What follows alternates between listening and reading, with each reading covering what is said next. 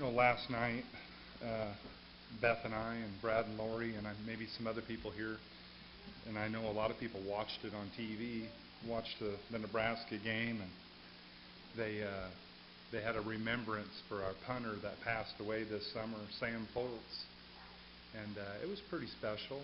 It was honoring him, especially when they dropped back to punt the football for the first time in the game, and we didn't even put a punter back there. And they had a delay of game called, and I didn't even know this because the crowd was going so crazy about what was happening that Shane mentioned to me that the opposing team declined the penalty. I didn't even catch that because I was just caught up in the crowd being, cheerful and remembering Sam Foltz, and there's a lot of people that have passed in our lives, loved ones that we remember them and we honor them,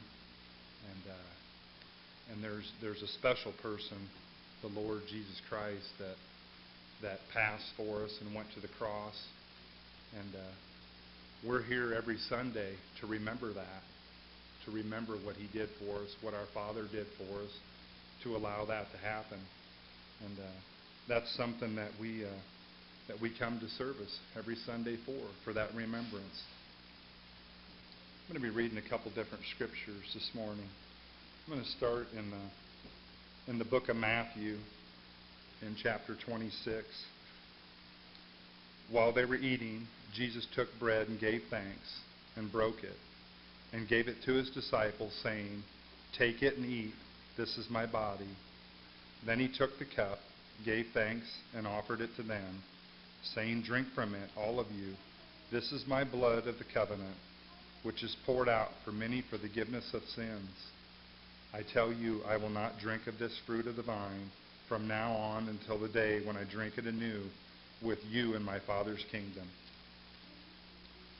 Also, in remembrance of what Jesus did for us, in the book of Mark, in chapter 15, where the soldiers mocked Him, I'm going to read this in remembrance of what Jesus went through.